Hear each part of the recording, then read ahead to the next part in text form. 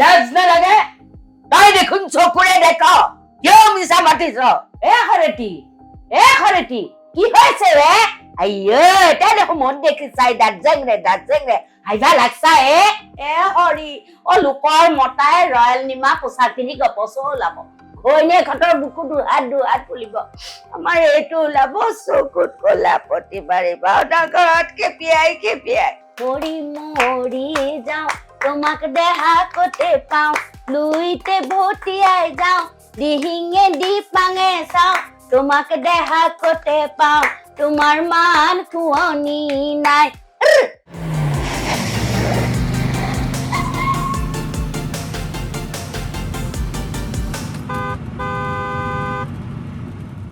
অকমান কিবা এটা ডায়লগ এটা শুনি লওঁ মোৰে মানে শুনো লাগি আছে বানপানী দেখিছ বানপানী তহঁত কোনেও বানপানী দেখা নাই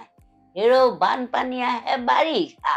আৰু তহঁতৰ দৰে মানুহবিলাক যাও উৰা জাহাজত উঠি বানপানী চাবলৈ হেৰৌ তহঁতে আকৌ বানপানী দেখিবি কেনেকৈ শুনিছ চাগে তাকেই ক মোৰ এটা ল'ৰাৰ নাম আছিল ৰতন এজনী ছোৱালীৰ নাম আছিল গৌৰী মনত পৰিলে মই সিহঁতক ৰিঙিয়াই মাতো ৰতন গৌৰী মোৰ সেই বোৱাৰীজনী কটনো চিঞৰিলে আই মোক ধৰক আই মোক ধৰক আই মোক সকলোবিলাক বানপানীত উটি গ'ল গিৰিহঁত নাতি বোৱাৰী ল'ৰা সকলোবিলাক বানপানীত উটি গ'ল লালাত ভঞ্জিবলৈ মই আজিও জীয়াই আছো কি কৰিম উপায় নাই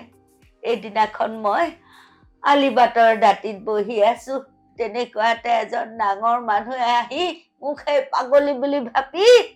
তেজপুৰ পগলা ফাটকত সোমোৱাই থলে সেই তাত থাকিতো ভালেই পাইছিলো খাইছিলো শুইছিলো বন কৰিছিলো কিন্তু কি হব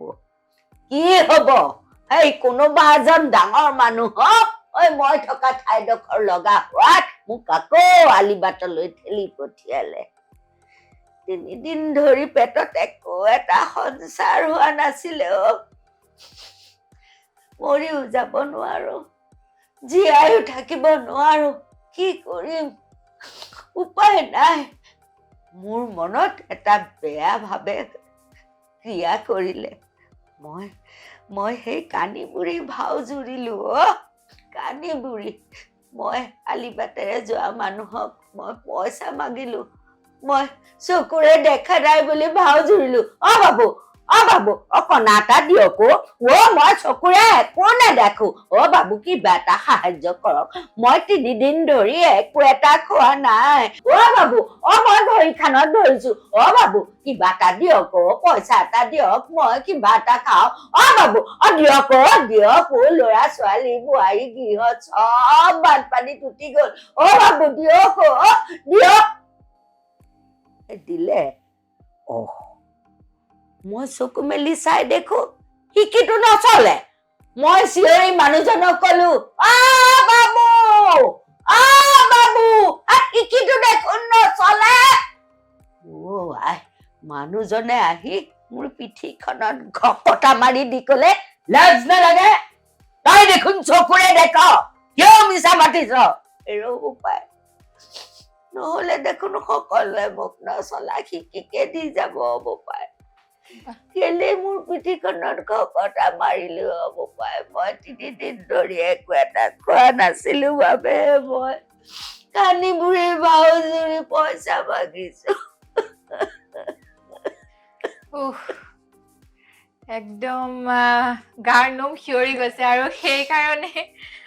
চেতনা দাসৰ অভিনয় কেতিয়াও কোনেও পাহৰিব নোৱাৰে সদায় সজীৱ সদায় চাই চাওঁ লাগি থাকে বাইদেউ একদম যেতিয়া অভিনয় কৰি থাকে আপুনি একদম ভিতৰত সোমাই যায় এতিয়াও দেখিছো আপোনাৰ চকুৰ পানী ওলাই আহিছে সেই তেতিয়াৰ সেই ডায়লগ মাতি আজিও ৰোমাঞ্চকৰ হয় এতিয়া সেই অষ্টম নৱম মান শ্ৰেণীত পঢ়ি থাকোতে অসমৰ বিভিন্ন মঞ্চত অভিনয় কৰিছিলো আৰু মই সেইকাৰণে ভাবো অসমৰ যিবিলাক গাঁৱৰ মানুহ আছে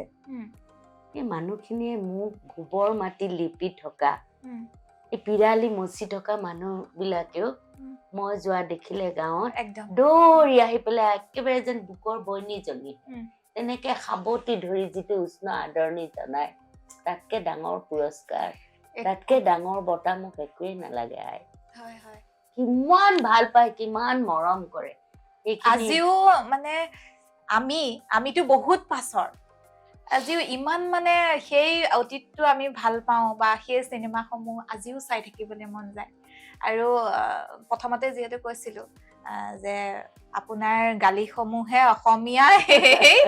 চলচ্চিত্ৰ জগতখনত আপোনাৰ গালি বুলি ক'লে বা অসমীয়া গালি বুলি ক'লে কেৱল মুখলৈ আহি আছে এই অলপতে কপিলৰ এখন কৰিছিলো উফ ৰাম ইমান বেয়া বেয়া গালি পাৰিছো আপুনি গালি খপনি প্ৰতিযোগিতাতো অংশগ্ৰহণ কৰিছিল নেকি নাই কৰা মই জাজে আছিলো জাজ আছিলে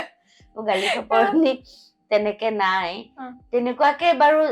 যেতিয়াই এইটো গালি চেতনাক চেতনাই পাৰিব বুলি ভাবে মানে মই মৰিলে যেন গোটেই গালি খপনি বিলাকো নাইকিয়া হৈ যাব এনেকুৱা লাগেগে কেতিয়াবা যি নহওক মোৰ আৰু এখন নাটক বৰপেটাৰ প্ৰমোদ দাসে তেনেকে কয় নিংনি ভাওৰা এই নিংনি ভাওৰাখনত মই নিংনিৰ পত্নী হৈছিলো তাতো কিছুমান বৰপেটাৰ যিবিলাক গালি আছে খৰেতি বুলি এজনী আছিল মোৰ একে হেৰিৰে ৰায়ত পাৰা একে আছিলে তেনেকুৱা মুখ দেখি কোনোবাই মুখ টিপি টিপি হাঁহিছে হাওঁতে মই চাই পেলাই কৈছো তাইক কৈছো খৰেতি কি হৈছে ৰে আইয়ো তাই দেখো মন দেখি চাই দাঁত জেংৰে হাইভা লাগছা কি হৈছে তোৰ বেটি লালেৰ মুড়া খাইতি কি হাইভা লাগছা তোৰ মৰদে কেইটান বা কিটান ঘৰত যাই পাইছে না দেখোচোন ক আইয়ো বেটি লালেৰ মুড়া খাইতি সেইটো লালেৰ মুড়া খাইতি মানে হৈছে গিৰিয়ৰ মূৰ খাইতি সেইটো এটা গালি কিন্তু এইটো মই নাটকৰ ক্ষেত্ৰতহে এইটো ব্যৱহাৰ কৰিছো কাৰো জীৱনলৈ সেইটো নাহক বাৰু সেইটোৱে বিচাৰে আৰু তেওঁৰ যিটো প্ৰমোদ দাসৰ আৰু এখন আৰাও বুলি এখন আছিলে এই আৰাও বুলি যিখন বৰপেটীয়া ভাষাতে আছিলে কান্দে মানে যে নিজৰ সেইটো মই নিজৰ অভিজ্ঞতাৰ পৰা মানে মনত পৰিছিল যিটো মানে এটা ৰিডিমত তাৰ মানে কান্দে দেই ৰিডিমত কান্দে মানে সুৰত কান্দে মানুহৰ মাইকী মানুহৰ জীৱনত দুখ হলে মোৰ দুটা ল'ৰা মানে কলৰ পুলি হেন মানে কলৰ পুলি যেনেকুৱা মানে সচল সকলো কামতে লগা দুটা ল'ৰা হেৰি হৈছে পানীত উটি গ'ল বানপানীত উটি যাওঁতে তেতিয়া মাকে মানে এই মথাউৰি পাৰত যেনেকে কান্দিছিলে চুলি মেলি ল'ৰা দুটাৰ কাৰণে কান্দিছিল বাপেকে ঠিকাদাৰৰ পিছে পিছে থৈলা মানে গম পাইছানে বস্তা লৈ পিছে ঠিকাদাৰৰ পিছে দুটা পইচা পোৱাৰ আশাত তেনেকে ঘূৰি ফুৰে সেই মথাউৰিৰে উটুৱাই লৈ গ'ল যে ল'ৰা দুটা তেতিয়া মাকে মথাউৰিত পৰি ধাচকে কান্দিছিল এটা সুৰ আছে এই সুৰটোৰে মই গাব পাৰি মানে কান্দিছিলো আৰু এইটো ও মোৰ হাউচৰ বাপা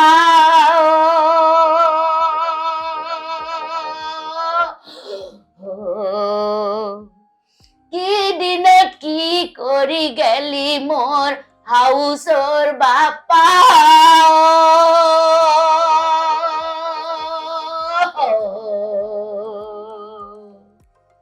এনেকুৱা ধৰণৰ সুৰত গায় ৰিডিম সুৰ এনেকে গৈ থাকে মানে মাক যদি সেইটো মোৰ এটা ডাঙৰ অভিজ্ঞতা আজিও মনত আছে যে মই এনেকৈয়ে তেতিয়া মই অলপ মানে এতিয়া নিচিনা বয়স নহয় তেতিয়া মই যেতিয়া মথাউৰিত বহি মই কান্দিছো এইটো সুৰৰে এনেকে তেতিয়া কি হৈছিল মথাউৰিৰ পাৰে মানুহ মানে দৌৰি আহিছে যে কাৰোবাৰ ঘৰত কিবা হ'ল কাৰোবাৰ ঘৰত সঁচাকৈ বিপদ শ্বুটিং চলি থকা সঁচাকৈ বিপদ হৈছে কাৰোবাৰ গোটেইবিলাক মানুহ মথাউৰিয়ে দৌৰি আহিছে আৰু তেতিয়া মই জনাত প্ৰমোদ দাস আৰু বেলেগ মানুহ ক্ৰাউডৰ চিনৰ কাৰণে ল'বলগীয়া নহল সেই মানুহখিনিকে ক্ৰাউডৰ চিনত ৰাখিলে তেনেকে আচলতে আজিও চেতনা দাস যদি এখন মঞ্চত থিয় হৈ দিয়ে সেই মঞ্চখনৰ কমিটিৰ মানুহে দৰ্শকৰ কাৰণে কোনো ধৰণৰ হেৰি কৰিব নালাগে আহিয়ে যায় আৰু বাইদেউ যিহেতু বৰ্তমান সময়তো আগতে আপোনালোকৰ জনপ্ৰিয় হবৰ বাবে বহুত কষ্ট বহুত মেহনত কৰিবলগীয়া হৈছে আজিকালি জনপ্ৰিয়তাটো অলপ সস্তীয়া নেকি বাৰু নাভাবো এতিয়া নতুন প্ৰজন্মই মোৰ ডিঙি চেপি মাৰি পেলাব নাই তেওঁলোকে কৰ্মই ধৰ্ম সকলোকে মই নকম সকলোকে নকওঁ নতুন প্ৰজন্ম সেইদিনা যে বেষ্ট এক্ট্ৰেছ হৈছে ভাল পাইছো তাই ডেডিকেটেড তাই কৰে চিন্তা কৰে চৰ্চা কৰে এতেকে এতিয়া তপন দাসে মোবাইলত কাম কৰি আছে কিন্তু তপন দাসে যেতিয়া এটা চৰিত্ৰ ৰূপায়ণ কৰিব কিমান চৰিত্ৰৰ মাজত সোমাবলৈ চেষ্টা কৰে আৰু অধ্যয়ন কৰে যে এইটোৰ কাৰণে এইটো একদম সেই স্ক্ৰিপ্টখন লৈ সেইদিনাৰ পৰা কেলিগুলা বুলি এখন নাটক য'ত মই কেলিগুলাৰ পত্নী হৈছিলো এইখন বম্বে দিল্লী এনেকেও কৰিছিলো NSD-টো কৰা হৈছিলে তেতিয়া তপনৰ লগত শিকিবলগীয়া কথা আছে নতুন প্ৰজন্মৰ অভিনেতা অভিনেত্ৰীয়ে যেতিয়া কেৰেক্টাৰটো কৰিব এই কেৰেক্টাৰটো ওপৰে ডায়লগখিনি কৈ গলে নহব নহয় কি কাৰণত কৈছে কেনেধৰণে সেইটো কৰিছে মানে বক্তব্য কেনে ধৰণে প্ৰকাশ কৰিব সেইটো কথা জানিব লাগিব গোটেইখিনি বস্তু হজম কৰি তাৰ পিছতহে কৰিছিলে কেলিগুলা তেতিয়া যেতিয়া বোম্বেত চাই আছে এই পুৰুধা ব্যক্তিসকল আলকাজি বা NSD যিসকল ব্যক্তি আছিল দুলালদাৰ ডাইৰেকশ্যনত আছিলে এইখন দুলাল ৰয় ডাঙৰীয়াৰ পৰিচালনাত আমি বহুবিলাক ভাল ভাল মঞ্চ নাটক কৰিবলৈ সক্ষম হৈছো কিন্তু এতিয়ালৈ অকমান হেৰি হৈছে বা এতিয়া তুমি সুধিছা কাৰণে তোমাক কৈছো এতিয়া নতুন প্ৰজন্মক কলে মোক কাণ খোৱা বুলি কব আজিকালি শুনিবলৈও নিবিচাৰে কাৰোবাৰ যেন সেই ধৈৰ্য্যটোও নাই কিন্তু আজি মই আপোনাৰ লগত কথা পাতিছো মই ইমানখিনি কথা জানিব পাৰিছো বা ইমান মই আজি হয়তো মই নুশুনা কেইগৰাকীমান নাট্যকাৰ মই তেওঁলোকৰ নামো আজি আপোনাৰ মুখত শুনিব পাৰিছো হয় নহয় সেই বস্তুটো আচলতে বৰ্তমান সময়ত লাগে মই অকমান গোবৰ্ধন নিশ্চয় কাৰণ গোবৰ্ধন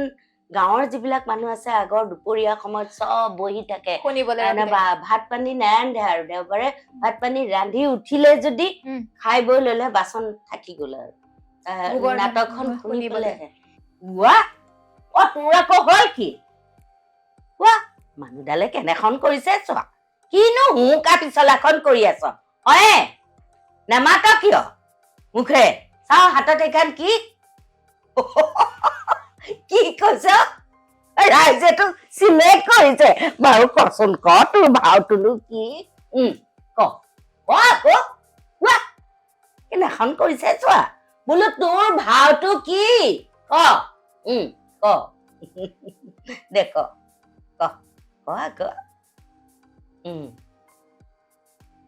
কি কৈছ নহয় হুক নহয় মই টকাৰে মোৰ এইটো হৈছে টকাৰে মোৰ চন্দ্ৰবিন্দু এইটো কুদা হুক নহয় মই টকাৰে মোৰ হটুকাৰে এইটো চন্দ্ৰবিন্দু এইটো কুদা হুক বাৰু কচোন তোৰ ভাওটোনো কি ইয়াই নক কেলে বোলো তোৰ ভাওটো কি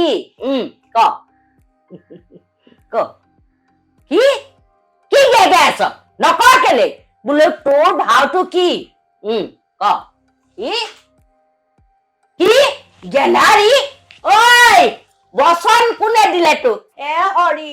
লোকৰ মতাই ৰয়েল নিমা পোচাক পিন্ধি গপচো ওলাব ঘৈণীয়েকহঁতৰ বুকু দুহাত ফুলিব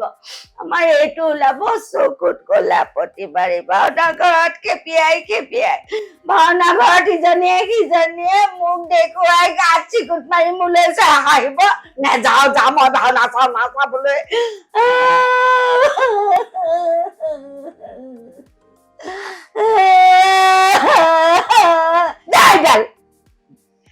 এই অভিনয় বাপৰে কিমান কষ্টদায়ক চাগে কিন্তু আপোনালোকৰ বাবে কিমান সহজ এতিয়া বহি আছো বেলেগ এটা কথা পাতি আছো হঠাৎ সেই চৰিত্ৰটোলৈ সোমাই যোৱাটো খুব ভাল লাগিছে আৰু বাইদেউ মই যদিও জানো তথাপি মই সুধিব বিচাৰিছো যে আপোনাৰ জন্মৰ তাৰিখটো আৰু চনটো 4 নৱেম্বৰ সেইকাৰণে সুধিব বিচাৰিছো মই 4 নৱেম্বৰত জন্ম মই মানে এতিয়া কিয় সুধিলো মই জানিও যদিও বুলি যে কলো মই এইটো গুগলত চাইছিলো আপুনি যে কলে গুগলত কিছুমান তথ্য ভুলকে থাকে যদি কিবা কাৰণত এইটো ভুল হয় কথাটো বেয়া হ'ব তেতিয়াহ'লে 4 নৱেম্বৰত জন্ম লাভ কৰা এগৰাকী ইমান ডাঙৰ অভিনেত্ৰী সেই জন্মৰ তাৰিখটোতে ময়ো জন্ম হৈছো কিবা ভাল লাগি গৈছে তুমিও ভাল কাম কৰিবা আশীৰ্বাদ কৰিব যাতে মানে আগুৱাই থাকিব পাৰো সদায় পাৰিবা সদায় পজিটিভিটিটো থাকিব লাগে হয় আৰু যেহেতু বিহু সমাগত অকমান বিহু নাম এটাৰে অনুষ্ঠানটো সামৰো মই হেৰি কলো নেকি তোমাক মই যে প্ৰথম যে বৰুৱা সংসাৰত যিটো গীত গাইছিলো নাই কোৱা মই কলো বালিৰ চাপৰিত মই প্ৰথম যেতিয়া ওলাইছো সেইটোকে গাই দিওঁ তাৰ পিছত মই যেতিয়া দেখিছো জোনাকী হলত মই একদম ডাঙৰ বিগ ক্লোজত যেতিয়া বুন্দামি কৰি নিচিনা ওলাইছো নিজকে চাই কেনেকুৱা ভাল লাগিছিল আৰু সেই ফটোবোৰ এতিয়াও নলিনী বৰুৱা যে তেজপুৰত তেখেতৰ তাত আছে সেইবোৰ ফটো তুলি আনিলেহে সেয়া আচলতে বাইদেউ মই ভাবো বা বহুতে ভাবে মই আজি আপোনাৰ আগত সন্মুখত কৈছো আপোনাৰ যিখিনি আছে সেইখিনি আমি কৰবাত নহয় কৰবাত সংৰক্ষণৰ ব্যৱস্থা কৰিব লাগে হয় এতিয়া এইবিলাক চোৱা এইবিলাক মানুহে দিয়া মৰম আশীৰ্বাদ গতিকে এইবোৰ বস্তু যদি মই ঘৰটো ভাঙি দিয়ে কলৈ লৈ যাম আপুনি কোনোবা ক্ষেত্ৰত সংশয়ত ভুগিছে নেকি যদি আপুনি থকা এই ঘৰটো ভাঙি পেলাই কি হ'ব ঘৰ ভাঙিলে কোনোবা মানুহ মনত বেদনা নাথাকিব ঘৰখন কিমান প্ৰিয় ঘৰখনত কিমান আমাৰ স্মৃতি আছে সৰু হওক ডাঙৰ হওক সৰু বৰ ঘৰেই কিন্তু সেইখন ঘৰত শান্তি বিৰাজমান আৰু স্মৃতিখিনি নহয় জানো আমিও বিচাৰিছো চৰকাৰে কিবা এটা ব্যৱস্থা কৰক আপোনাৰ এই ঘৰখন ভঙাৰ পিছতো যাতে আমি এনেকে সদায় পাই থাকো লগতে আপোনাৰ যিখিনি আছে আপুৰুগীয়া সম্পদ সেইখিনি যাতে আমি সদায় দেখিব পাৰো বা আমাৰ পাছৰ প্ৰজন্মখিনিয়ে পাই থাকক এতিয়া এই গীতটোৰ কথালৈ আহোঁ বৰুৱা সংসাৰ প্ৰথম চিনেমা তেতিয়া মই প্ৰথম এই হেৰিটো গাইছিলো বিহু এটাই গাইছিলো এই বালি চাপৰিত যে কৈছো মৰি মৰি যাওঁ তোমাক দেহা কতে পাওঁ মৰি মৰি যাওঁ তোমাক দেহা কতে পাওঁ লুইতে ভটিয়াই যাওঁ দিহিঙে দি পাঙে চাওঁ তোমাক দেহা কতে পাওঁ তোমাৰ মান শুৱনি নাই মৰি মৰি যাওঁ তোমাক দেহা কতে পাওঁ মৰি মৰি যাওঁ তোমাক দেহা কতে পাওঁ লুইতে ভটিয়াই যাওঁ দিহিঙে দি পাঙে চাওঁ তোমাক দেহা কতে পাওঁ তোমাৰ মান শুৱনি নাই আৰু বাইদেউ ইমানখিনি সময় দিলে যথেষ্ট ব্যস্ত আজি দিনটোত আপুনি আমি গম পাইছিলো কিন্তু তথাপিও আমাৰ প্ৰতি সঁহাৰি জনালে খুব ভাল লাগিলে এবাৰ ঘৰটোৰ চৌদিশ মই চাম আৰু দৰ্শকসকলকো দেখুৱাম আৰু শেষত ধন্যবাদ জনাইছো ধন্যবাদ